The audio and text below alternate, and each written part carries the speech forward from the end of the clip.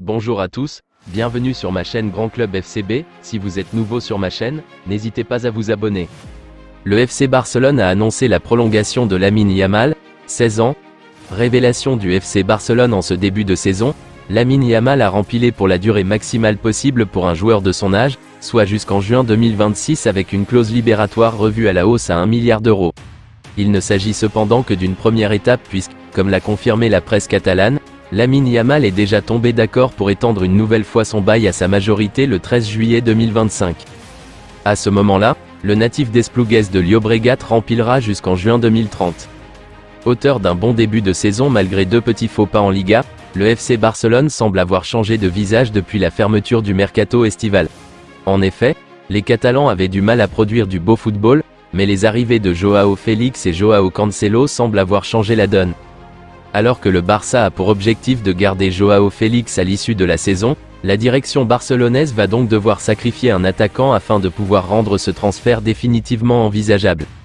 À en croire les informations du média espagnol Sport, le club Blaugrana aurait pris la décision de se séparer d'Ansu Fati si une offre acceptable venait à arriver sur la table. Le jeune international espagnol était déjà annoncé sur le marché des transferts tout au long de l'été dernier, mais finalement, il avait accepté un prêt sans option d'achat à Brighton dans l'espoir de regagner sa place au Barça. Cependant, la situation a évolué depuis lors.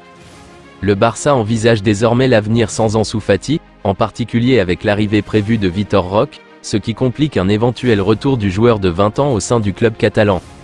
Afin de respecter les contraintes du plafond salarial imposé par la Liga, le Barça envisage donc soit de vendre définitivement Ansu Fati, soit de l'inclure dans des transactions lors du mercato estival.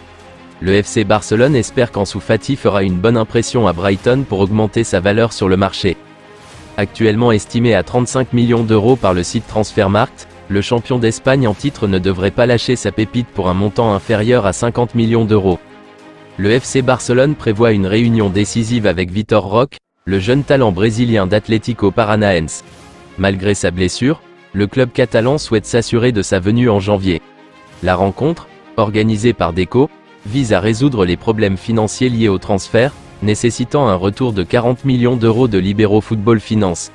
Le Barça compte sur Roque pour renforcer l'équipe dans la dernière partie de la saison.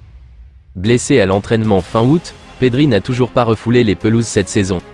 Le milieu de terrain espagnol, qui souffre d'une blessure, au muscle droit antérieur, de la cuisse droite, a repris l'entraînement mais son retour n'est pas prévu pour de suite.